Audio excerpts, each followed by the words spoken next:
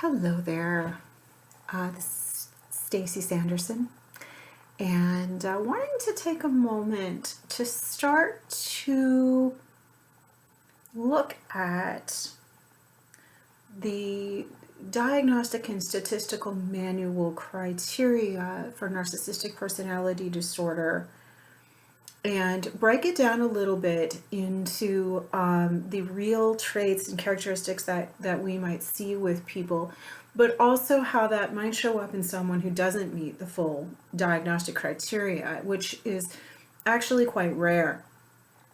So even though we may appear to have this epidemic of narcissism, and I don't disagree with that, the individuals who actually meet that criteria for a diagnosis are A, difficult to pin down, and B, very rare. And the only time I've seen this in 30 years is one time with someone who was in prison, and another time with someone who'd had a full psychiatric evaluation. And this is just a little bit of an aside, but when someone has MPD, those mood swings from grandiosity to despair can look a lot like mania to depression. So it can mimic or mirror or be similar to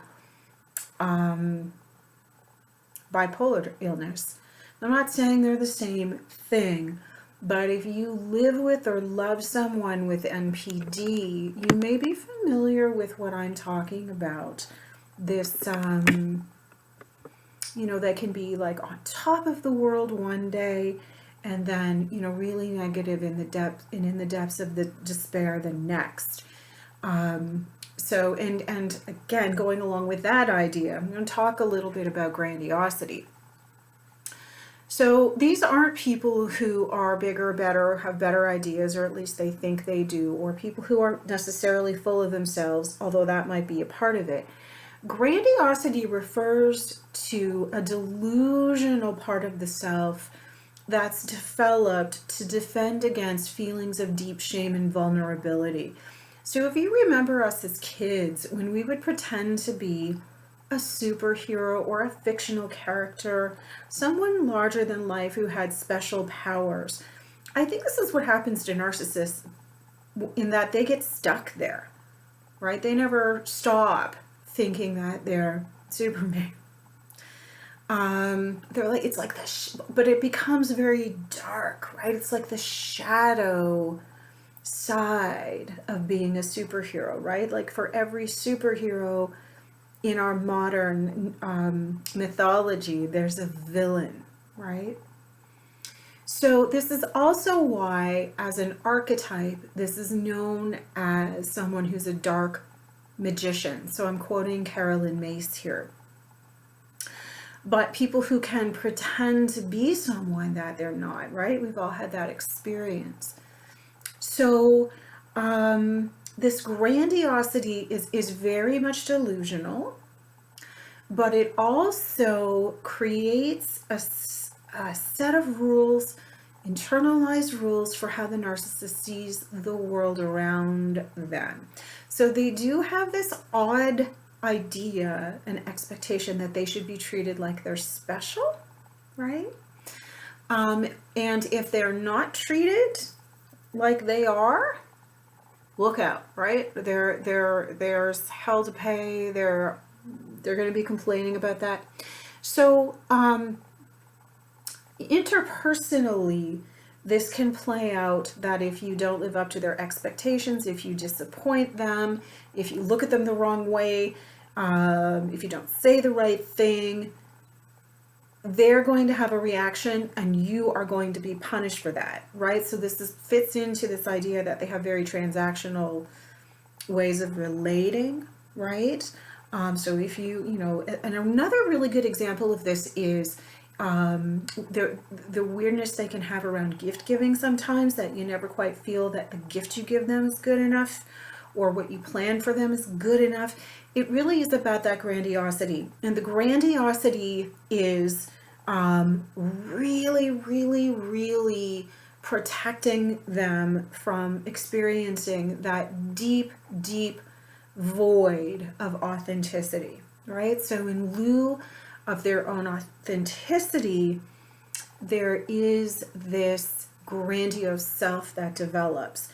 And they will bring in people who feed that and who validate that for them, and reject people who don't. And this happens in nanoseconds, right? I know I've had this happen, like I've experienced this, where, I haven't made someone feel special, or I haven't, stopped everything in my day to show up for them, or I didn't rearrange my schedule to be there for them. I'm not talking about clients, I'm just going to qualify that. But, and it, to them, this feels like a mortal wound, right? This not being treated special. So this comes, I believe, from one of two places. They either were very much treated like they were special and placed on a pedestal, or they were treated like they weren't significant at all. I think it can go either way. I think it's different sides of the same coin. I think that you probably see more covert tendencies in the people who were not treated as if they mattered in any way. And you're going to see more overt tendencies in those who were really treated like they were special. They could do no wrong. The whole golden child idea. And it's this, the grandiosity is really, it's important to remember that it's different than what we might experience, because I believe it is really rooted in yes, you could say delusional, but I think dissociative type of place. So there's been a part of them that has splintered off in order to protect the whole ego system that's developed this grandiosity. And I also think it comes out in different places at different times. You're not going to see it all the time, maybe. You could see it come out more if they're stressed, if they've been disappointed, if they feel like they're in competition with someone. And that's another place where it rears its ugly head, is when they're competing with someone. And let's think a little bit about this whole idea that there are covert and grandiose narcissists, and I will go into this more in another video, but I'm not sure about that. I think you're going to see more or less of the ways it presents depending on the individual and their personality traits. Meaning, introverted folks might be more covert, extroverted folks might be more grandiose, but underlying covert narcissism, there is grandiosity. There is this belief that they should have got that job. They should have been the one who made that movie. They should have been the one that made the NHL. You know what I mean? Underlying that covert peeking through the window at other people's lives type of image is someone who believed that they were, capable of very big things.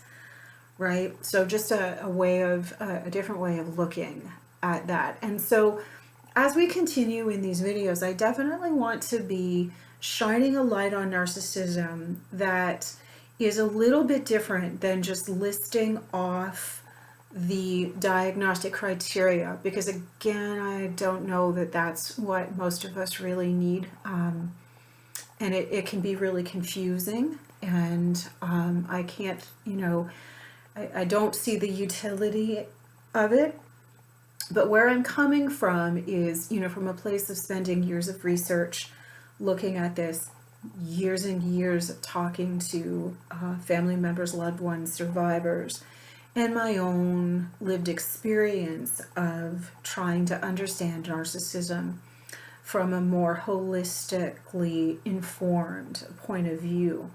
Because although it feels really good to kind of nail it and see that someone who's hurting us has these traits, that's really only half of it. And, you know, as any kind of healthcare professional knows, if you arrive at a diagnosis and you're going to tell someone, you better have a plan for how you're going to help them. So this is true for anyone who's in a recovery process or trying to understand the person they're living with. If you excavate all of this and you see that their behavior lines up with the diagnostic criteria, you better have a plan, right? Like, let's take a look at then what that actually, how that actually plays out. So in an earlier video, I had talked about observing patterns. So, you know, if you have someone in your life who's narcissistic, look at their patterns of grandiosity and look at how that influences the relationship. And if you're doing this, if you are researching, observing, step back,